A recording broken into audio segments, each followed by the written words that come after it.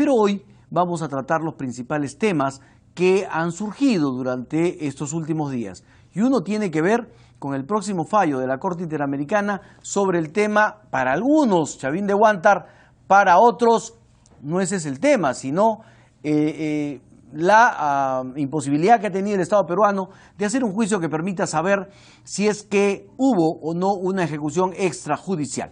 Para eso estamos ya en la vía telefónica con el señor Ministro de Justicia, el doctor Gustavo Adriancén, quien ha aceptado atendernos por teléfono ante la imposibilidad de poder venir a nuestros estudios. Doctor Adriancén, señor Ministro, muy buenas noches.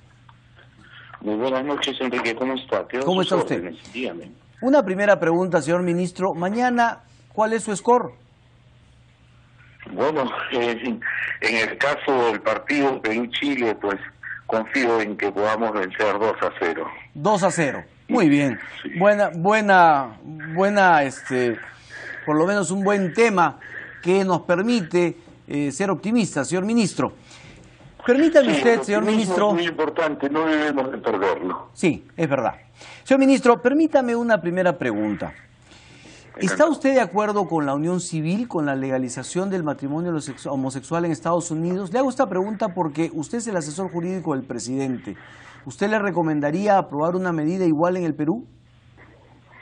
Mire, Enrique, precisamente por mi calidad de asesor jurídico del Poder Ejecutivo, es que no me permito, y menos por un medio de prensa, adelantar una opinión que podría contener una consideración de carácter personal.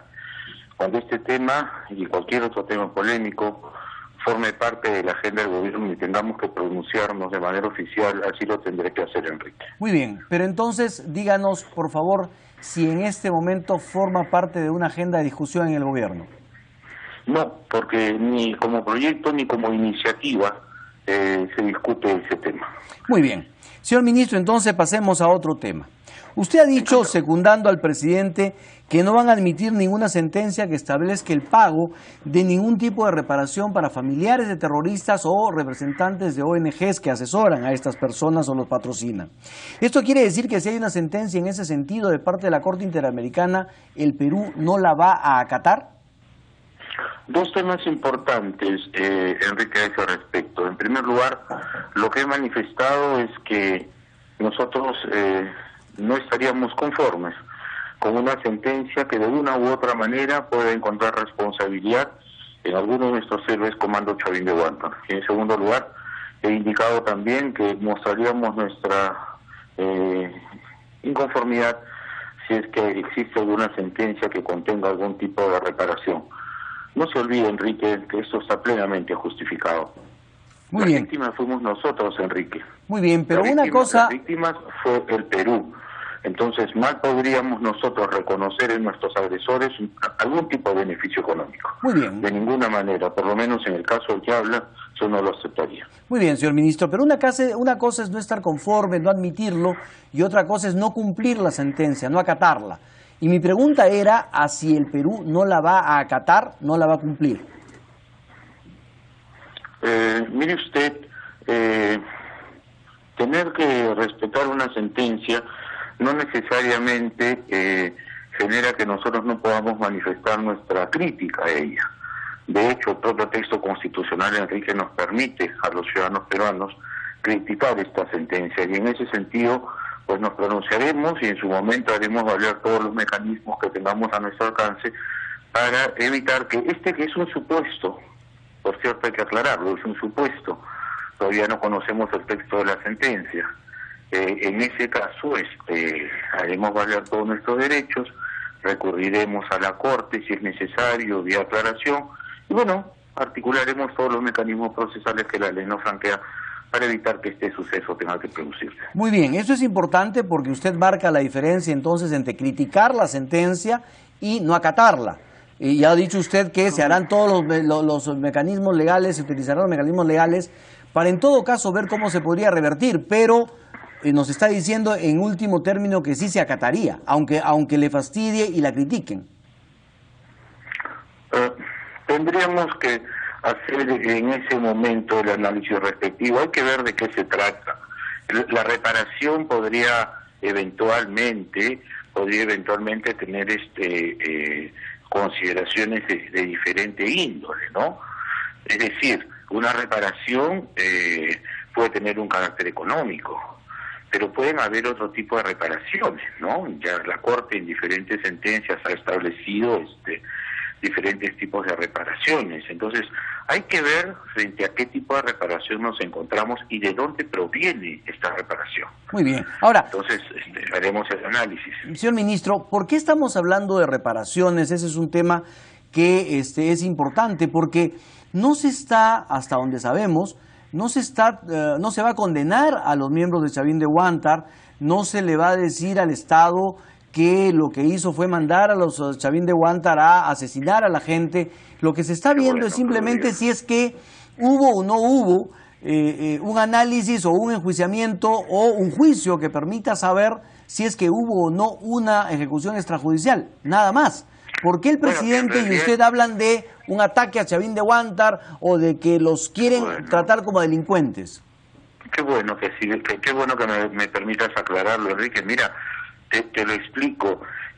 Nuestra pretensión fundamental es que esta persecución recaída sobre nuestros héroes comandos Chavín de Huántar por más de 14 años cese de manera definitiva. Y la Corte hoy día tiene la oportunidad de decirnos que el operativo fue un operativo de rescate y no un operativo destinado a matar terroristas. En segundo lugar, que ese operativo fue un operativo impecable y que en el marco de ese operativo no se desenvolvió, no se desarrolló ningún tipo de acto ilícito. Entonces, de esta manera, nosotros confiamos en que la Corte, al pronunciarse, excluya de manera definitiva a nuestros héroes comandos Chavín de Huántar. ¿Por qué los menciono, Enrique? Porque aquí en sede nacional, quienes atacaban al Estado presentaron a Hidetako Ura, que era el que decía que nuestros comandos Chavín de Huántar detuvieron en el segundo piso a Cintia de Apeceros, que nuestros comandos detuvieron en el jardín de la Casa 1 al delincuente terrorista Tito.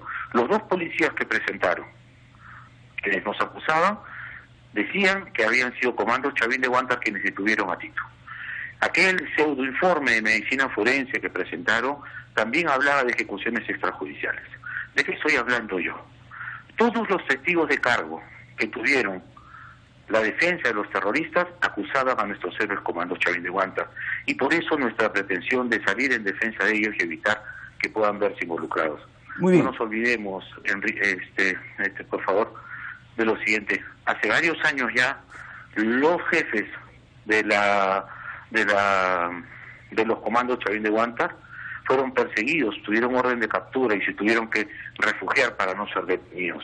De eso estoy hablando y eso es lo que hoy día tenemos la oportunidad de evitar. Muy bien, señor ministro. Lo que pasa es que algunas personas han señalado que el gobierno está haciendo crecer este tema como si fuera una sentencia contra los comandos Chavín de Huántar, solamente con el único fin de ganar titulares y poner en el tema una agenda, o en la agenda un tema que no es el que va a dilucidar la Corte Interamericana. Por eso le hacía la pregunta.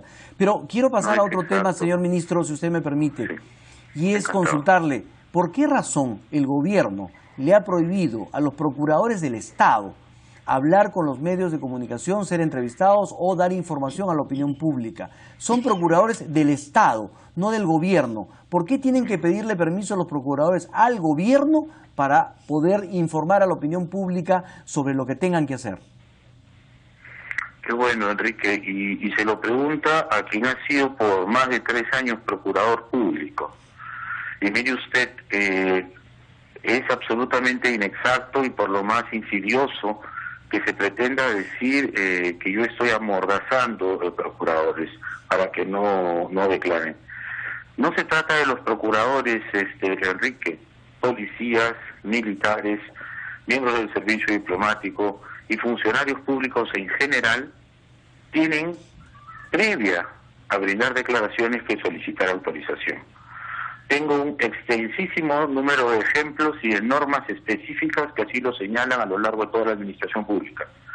En el caso concreto de los procuradores, ellos deben solicitar autorización al titular del sector al que pertenecen e inmediatamente al presidente del Consejo de Defensa Jurídica del Estado, que soy yo. Señor ministro, sin embargo, la pertinencia de estas declaraciones y se autoriza o no se autoriza. Eso es todo y es lo que yo he hecho como procurador durante más de 3 años, Enrique. Yo no sé por qué vine a sorprender que esto hoy día simplemente se recuerde. Ministro, usted es una autoridad política que depende, sin que ha duda. sido nombrado por el presidente de la República. Usted le Así es, debe en al efecto. presidente de la República lealtad. Y usted es una autoridad designada que además responde a los intereses de un gobierno. Los procuradores son procuradores del Estado. Y lo que sorprende Sí. es que durante todos estos años, todos los procuradores han hablado dentro de lo que para ellos significaba lo que les tenía permitido, sin ningún tipo de cortapisas ni problemas. Lo curioso es que el gobierno, al cuarto año, y cuando se ventilan los temas de la señora Nadine Heredia, recién se acuerda que existen estas normas que autorizan o no autorizan a los procuradores. ¿Por qué durante 4 años los dejaron hablar libremente y ahora, cuando se trata de la señora Nadine Heredia, su familia o sus allegados, recién se acuerdan o ponen ustedes en ejecución lo que dicen ustedes que es una norma? Mira, Enrique, en primer lugar, no lo digo yo, naturalmente este no es el medio, pero me encargaré de hacerle llegar mañana a usted la relación íntegra de todo el ordenamiento legal vigente en el Perú, donde no solamente se habla de procuradores, sino el resto de funcionarios públicos. Número uno. Número dos, reitero, yo durante más de 3 años he sido procurador y en todas las oportunidades que he intervenido lo he hecho con autorización. En tercer lugar, Enrique, no puedo dar cuenta de si antes algún otro colega mío, procurador, contó o no con autorización. Lo que sí doy cuenta es que hoy, en mi calidad de ministro, existiendo una norma, yo no puedo dejar de cumplirla, y menos yo, Enrique, que soy el ministro de Justicia. Muy bien, entonces le pido formalmente permiso para que la procuradora, especialista en el tema de lavado de activos, pueda venir a nuestro programa, señor ministro. Me va a disculpar usted, Enrique, pero con el profundo respeto que me merece, no es usted quien me tiene que pedir autorización. ¿Quién le tiene que pedir? Continuemos, por favor. Entonces, Por ¿cómo es el supuesto, trámite la que propia tenemos que seguir? procuradora. O sea, nosotros tenemos que hablar con la procuradora para que la procuradora pida permiso. Y la procuradora tiene que pedirle permiso al titular de su sector y luego a mí, como presidente del Consejo de Defensa Jurídica del Estado. No lo digo yo, así se estableció en la norma. Muy bien, ministro, Se pero tiene que cumplir. muy bien, pero no, le repito, Dígame durante usted. muchos años ellos han podido conversar, todos los procuradores, y sin Yo embargo, le repetiría a usted lo que ya le he dicho a Enrique hace un ¿Sí? momento. Yo ¿Sí? como procurador durante más de 3 años he pedido autorización a lo largo de todo mi ejercicio. Hoy como ministro tengo la obligación de hacer cumplir las normas. muy bien, señor ministro, muchísimas gracias Dígame por estas usted, declaraciones. ¿qué ocurrencia? Es bueno Estoy que para usted servir. haya aclarado que no se trata de desacatar la ley, sino de criticarla. Lo que quiere decir que en el último de los casos van a tener que acatarla, sea cual sea la sentencia. Que sea favorable, naturalmente, Enrique. Ese es un Muchas buen deseo, gracias. ese es un buen deseo, que es otra cosa. Muchísimas gracias, Como señor que ministro. ganemos mañana en el partido, Enrique. Muchísimas Claro gracias, muy amable, muy buenas noches. que tenga buenas noches. Buenas noches. Muy bien, estamos ahora con la congresista Marta.